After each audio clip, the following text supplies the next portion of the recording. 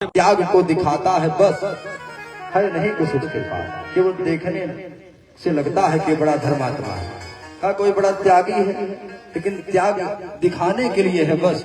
त्याग की कोई भावना उसके अंदर नहीं है। सबको देखती जाती, सबके अंदर कमी निकालती जाती लक्ष्मी जी। हाँ, सबके पास कोई गुण है, लेकिन सब में अवगुण भी है, तो कमी निकालती चली जाती।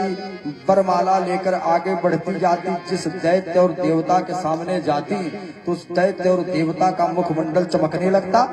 जब वरमाला मेरे गले में पड़ी पड़ी पड़ी पड़ी, लेकिन लक्ष्मी जी जब आगे बढ़ जाती तो मुंह नीचे हो जाता। ऐसे सबको देखते हुए लक्ष्मी जी किसी के गले में वरमाला नहीं डाली, किसी देवता और दैत्य के गले में वरमाला डाली नहीं डाली। तो विचार किया कि यहाँ पर एक पुरुष ऐसा भी बैठा है कि जो मंगल की मूर्ति है। कौन?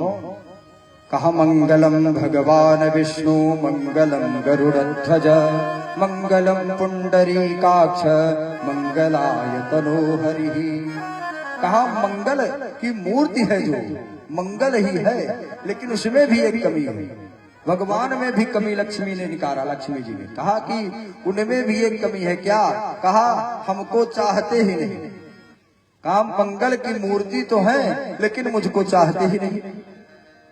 अब बताइए, अब देखिए, अगर चाहत नहीं होती है तो विवाह होने के बाद भी छुट्टा छुट्टी हो जाती है, और यहाँ पहले से ही नहीं चाह रहे तब। लेकिन भगवान लक्ष्मी जी ने कहा कि मंगल की मूर्ति है ना, मैं इन्हीं का वर्ण कर लेती हूँ। लक्ष्मी जी ने भगवान के गले में वरमाला डाल दी। प्रेम से बोले लक्ष्मी नारायण भगवान की। भगवान लक्ष्मी नारायण बन गए। इस प्रकार से अनेक रत्न निकले। रत्न निकलते गए, अंतिम में धनवंतरी भगवान निकले अमृतापूर्ण कलश लेकर। पानी कम कर देते क्योंकि जन्म तक चलना है। अमृतापूर्ण कलश लेकर निकले। देवताओं और दैत्यों ने सोचा कि ले ले, इतने में दैत्य तुरंत ही छोड़कर धनवंतरी के हाथ से अमृत का कलश छीन लिए, और छीन कर लेकर हट लिए। जब हट लिए तो देवता लोग भगवान की शरण में गए कि अब क्या हो, अब क्या हो। भगवान अंतर ध्यान हो गए, अंतर ध्यान हो गए। और देवता लोग तो इधर गए, और दैत्य लोग अमृत का कलश लेकर आपस में छीना झपटी करने लगे। हम लोग भी दैत्य के ही स्वभाव के हैं। हाँ, जान लीजिए कि हमको आपको भी कोई वस्तु अगर मिलती है, अच्छी वस्तु, तो हम आप भी छीना झपटी करना प्रारंभ करते हैं ना।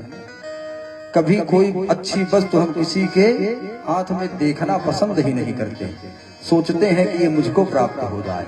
ऐसे ही दैत्य लोग हैं, वो अमृतापूर्ण कलश को अपनी तरफ पाकर भी उसका पान नहीं कर पाए, आपस में झगड़ते ही रहे। जब जिसको मौका मिलता हो छीन लेता।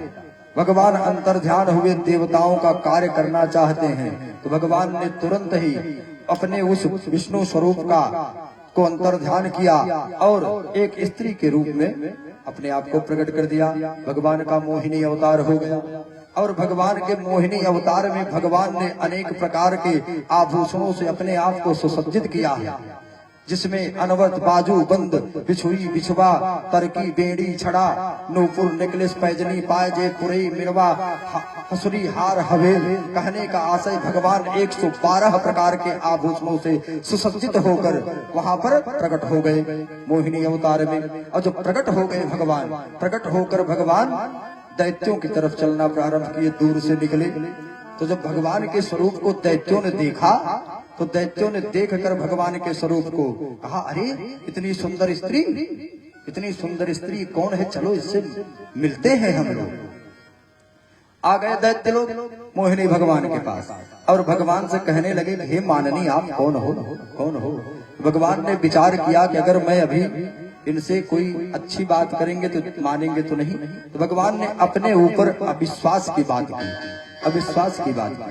कहा, है तुम लोग कौन हो? कहा सुनो। कहा कथम कश्यपयादादः कुशल्यां महि संगता, विश्वासं पंडितो जातु कामिनी सूनयाति यः।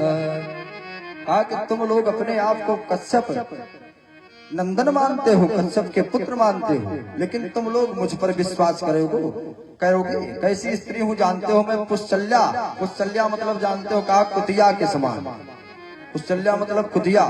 कहा मैं कुतिया के समान हूँ। कहा मेरा स्वभाव है कि मैं रोज नए नए मित्र बदला करती हूँ और तुम मुझ पर विश्वास करोगे? तो दैत्यों ने कहा कि ये जब स्वयं कह रही कि मैं खराब हूं, तब इससे ज्यादा विश्वास पात्र कोई है ही नहीं। जो हम लोग अमृत के लिए लड़ेंगे नहीं, इसी को दे दो, ये समान रूप से बंटवारा कर देगी। दैत्यों और देवताओं के बीच में समान रूप से बंटवारा करेगी। अमृत का कलश भगवान को दे दिया दैत्यों ने। भगवान ने ले लिया। जब भगवान मोहिनी के हाथ में अमृत का कलश आ गया तो देवता भी आ गए। भगवान ने कहा, हे देवताओं और दैत्यों सुनो, क्या तुम लोगों ने पहले अमृत का पान किया? कहा नहीं। कहा इसके बाद करोगे क्या? मिलेगा ही नहीं तो करोगे क्या? कहां से? एक काम करो, पहले तुम लोग कुछ अपने जो है नित्य क्रिया को कर लो, कुछ पूजा कर लो, कुछ जलदान पिंडदान कुछ तो कर लो, स्नान इत्यादि कर लो, और स्नान करके देवता अलग पंक्ति लगाकर और दैत्य अलग पंक्ति लगाकर बैठ जाओ, मैं सबको पान कराऊंगी समान रूप से। तो सारे देवता और दैत्य मिलकर स्नान इत्यादि करके अपने नित्य क्रिया से निवृत्त होकर पंक्ति लगाकर बैठ गए।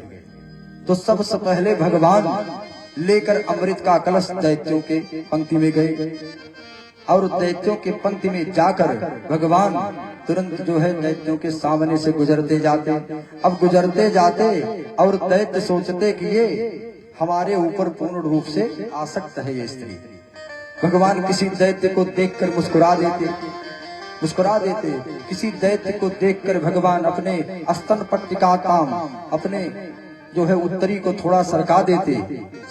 वो दैत्य देखता तो उसको ये लगता कि स्त्री पूर्ण रूप से हमारे ऊपर आसक्त है।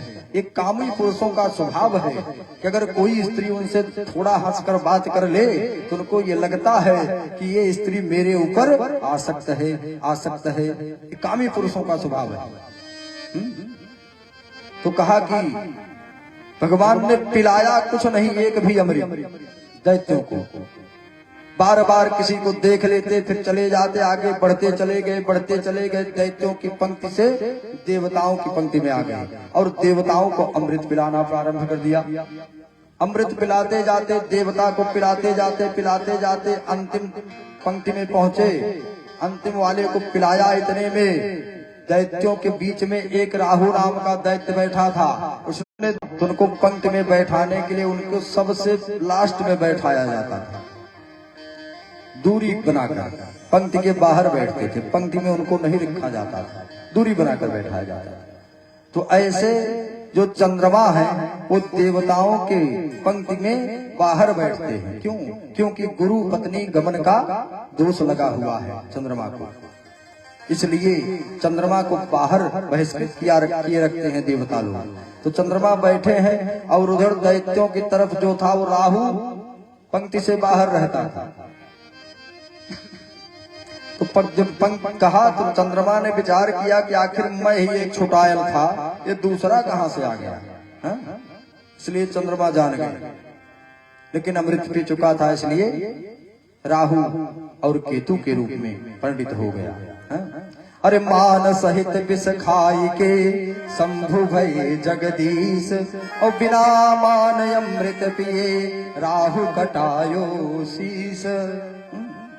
मान सम्मान से जब भगवान शंकर ने जहर का पान किया तो जगदीश हो गए, और बिना मान के अमृत पी लिया राहु ने तो उसका शीश काट दिया गया। भगवान ने अपने रूप का तिरोधित कर दिया और तुरंत ही अंतर्ध्यान हो गए देवताओं को विष पिलाकर, पान अमृत पिलाकर। तो सुखदेव जी से राजा परीक्षित ने कहा, महाराज भगवान ने तो भेद कर दिया। इसका मतलब भगवान भेद करते हैं। सुखदेव जी ने कहा, कहाँ भेद कर दिया? कहा ये तो दुर्गुण है भेद करना। कहा भगवान ने भेद कर दिया महाराज, तो भगवान में भी दुर्गुण होता है क्या? कहा ना भगवान ने भेद कहाँ किया? कहा भगवान ने भेद किया ही नहीं, आपको लगता है लेकिन भगवान ने भेद नहीं किया। कहा कैसे महाराज? कहा ये बताओ दैत्यों को किस चीज की आवश्यकता थी? क्या वस्तु दैत्यों को चाहिए? चाहिए थी, बताओ। राजा परीक्षित ने कहा महाराज भगवान के रूप को देखकर दैत्य मोहित हो गए। तो कहा भगवान ने उनको पिलाया ना, कहा दैत्यों को रूपा अमृत पिलाया भगवान ने, रूप का अमृत दिया, क्योंकि दैत्यों को रूप का अमृत चाहिए था और देवताओं को अमृत चाहिए था। तो कहा पिलाया तो दोनों को ना, कहा भगवान ने दैत्यों को रूपा अमृत पिलाया और देवताओं को अमृत पिलाया। तो भेद कहाँ किया? कहा जिसको जो चाहिए था वही प्रभु ने दे दिया। इस प्रकार से समुद्र मंथन हुआ। अब चलिए जन्म तक चलना है, चलते हैं। भगवान राम की भी कथा आई 2 अध्याय में, भागवत में 2 अध्याय में आई भगवान राम की कथा। चलिए इसको आप लोग एक श्लोक में सुन लीजिए। यादव राम तपोवनादि गमनम हत्वा मृगम कांचनम जटायुमरणम वैदेहि हरणम सुग्रीव संभाषणम बाल निग्रहणम समुद्र तरणम लंकापुरीं दाहनम पश्चाद रावण कुंभकर्ण हननम एतद्धि रामायणम। ये एक श्लोक की रामायण है। इसका फल है कि जो इसको रोज पढ़ता है उसको पूरे रामायण का फल प्राप्त हो जाता है। कहा आदौ राम तपोवनादि गमनम, कहा भगवान राम का जन्म हुआ। भगवान राम जन्म लिए, जन्म लेकर गए विश्वामित्र के यहाँ, कुछ दैत्यों राक्षसों का वध किया, फिर विवाह हुआ। विवाह होने के बाद भगवान अपने राजपाट में आए अयोध्या में, और उसके बाद भगवान को जंगलवास मिला, जंगल चले गए भगवान। जंगल में माता जी का हरण हो गया, जटायु के साथ भगवान का मिलन हुआ, जटायु का मरण हुआ। और उसके बाद भगवान सुग्रीव से मिले, सुग्रीव से मिलकर फिर उसके बाद भगवान श्री हनुमान जी लंका पर गए, लंका में जाकर लंका को जलाया और माता सीता की खोज करके फिर वापस आए। वापस आकर फिर भगवान श्री रामचंद्र ने लंका पर चढ़ाई किया, चढ़ाई करके फिर वहां पर विजय प्राप्त की और विजय प्राप्त करके पुनः अयोध्या वापस आ गए। इतना ही तो रामायण है। सुखदेव जी ने कहा है राजा परीक्षित, सूर्य वंश की चर्चा अगर करने बैठेंगे तो 7 दिन क्या कई साल बीत जाएंगे तो मैं चर्चा नहीं कर सकता। मेरे बस की बात नहीं है कि मैं सूर्य वंश की चर्चा करूं, सूर्य वंश की चर्चा मैं नहीं कर सकता। इसलिए तुम 2 अध्याय में ही सुन लो, बस छोटी सी कथा। तो जब सुखदेव जैसा ज्ञानी महात्मा हाथ खड़े कर सकता है तो हम लोगों की क्या औकात। इसलिए सूर्य वंश की चर्चा को थोड़े में ही बताकर आगे बढ़ गए। हाँ ठीक है महाराज। राजा परीक्षित ने कहा प्रभु आपने बहुत बताया, लेकिन आप अब हमको ऐसी कथा को सुनाइए जिसको सुनने के लिए मैं यहाँ पर बैठे हैं।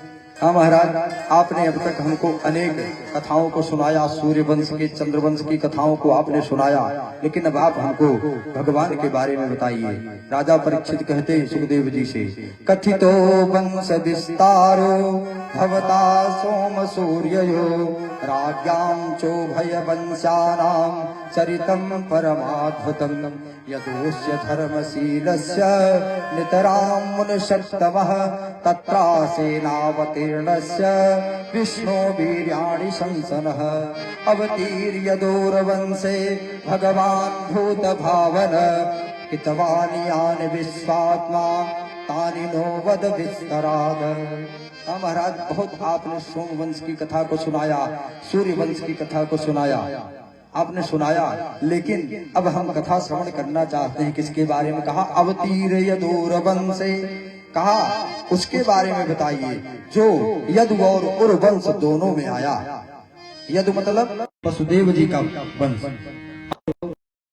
नंद बाबा का वंश, यही दोनों वंश में भगवान आए। कहा कौन भगवान आए? राजा परीक्षित ने कहा कि महाराज कौन से प्रभु आए उनके बारे में आप बताइए। कहा कि महाराज किन्निर्विद्यतस्यैरुपगीयमानात् भवच्छोधावच्छोत्रमनोभिरामात् कवत्रं श्लोकगुणानुवाद पुमान् विरज्येत विना पशुभ्रात् पितामहा मे समरे मरञ्जयः देवव्रता सात्तिरस्तमिङ्गिलै दूरत्रयं कौरवसैन्यसागरं कृत्वा वतस्पदं यतप्लवः। हाँ हे महाराज, अब आप उन कृष्ण के बारे में बताइए। कहा कब उत्तम श्लोक गुणानुवाद आहे सुखदेव जी महाराज, आप उन उत्तम श्लोक कृष्ण के बारे में बताइए। कहा कौन ऐसा है जिसको कृष्ण की कथा अच्छी नहीं लग सकती। कहा पशुघ्नाथ। तो पशुघ्नाथ का मतलब क्या हुआ? पशु की हत्या करने वाला। पशु की हत्या करने वाला, इसका अर्थ तो यही होगा पशुघ्नाथ का मतलब कि पशुओं की बलि देने वाला। तो पशुपनाथ को भगवान की कथा अच्छी नहीं लग सकती? क्यों नहीं अच्छी लग सकती? एकदम लग सकती है। सदन कसाई को भगवान की कथा खूब अच्छी लगती थी। जन्म का कसाई मांस को काटता था, मांस को बेचता था, मांस का व्यापार ही करता था, लेकिन भगवान से प्रेम करता था, जिसकी आज तक नाम है सदन कसाई। इसका मतलब क्या हुआ? क्यों पशुपनाथ नहीं है? पशुपनाथ कौन है? तो धर्म सम्राट करपात्री जी से विद्वानों ने यही प्रश्न किया कि महाराज पशुपनाथ का मतलब क्या है? तो धर्म सम्राट करपात्री जी महाराज ने जो बताया था वही हम भी बता देते हैं। भाई हम लोग, अब हमारा कोई मत नहीं, हम तो परमत से बोलते हैं, जो हमने पढ़ा लिखा वही बता देते आप। कि धर्म सम्राट करपात्री जी महाराज ने कहा कि ना ना, पशुपनाथ का मतलब ये नहीं है कि मांस बेचने वाला और काटने वाला। कहा तब? कहा इसका मतलब ये है कि जिस मनुष्य का हृदय, कहा जिस मनुष्य का हृदय उस सूखी लकड़ी के समान हो, जिस सूखी लकड़ी पर एक नहीं करोड़ों पशुओं की बलि दे दी जाती है, लेकिन वो लकड़ी कभी भी द्रवित नहीं होती। कहा जिस मनुष्य का हृदय उस सूखी लकड़ी के समान है वही पशुपनाथ है, वही पशुपनाथ है। कहा ऐसा जो होगा उसी को भगवान की कथा अच्छी नहीं लगेगी। कहा भगवान की कथा सबको अच्छी लगती है। तो पशुपनाथ कौन है? जैसे कितने लोग ऐसे संसार में रहते हैं ना कि कथा सुनने कभी नहीं जाते, कभी जाते ही नहीं, लेकिन दूर से सुनकर मार्केट में बैठकर कैंची चलाते हैं। वही कौन है? पशुपनाथ। वही पशुपनाथ है, जान लीजिए। इन्हीं को पशुपनाथ कहा, यही पशुपनाथ है। आप कथा में नहीं जा सकते मत जाइए, लेकिन कथा पर कभी उंगली मत उठाइए। अगर उठा रहे तो आप पशुपनाथ की, भगवान की चर्चा जैसे भी हो जाए लेकिन प्रकारेण सब अच्छी होती है, कभी बुरी होती ही नहीं। कहा महाराज उन कृष्ण के बारे में बताइए जिन कृष्ण की शक्ति से हमारे पितामह युधिष्ठिर ने कौरव सेना को वैसे ही पार पा लिया। कौरव सेना से जैसे वर्षा ऋतु हो, वर्षा ऋतु में गाय के खुर का गड्ढा बना हो और उसमें वर्षा ऋतु का पानी भरा हो, छोटा सा बालक उसको बिना प्रयास के ही ढाक जाता है, ऐसे ही हमारे पितामह उनकी शक्ति से ढाक गए थे कौरव सेना को। उनके बारे में बताइए महाराज। तो सुखदेव जी ने कहा कि बताते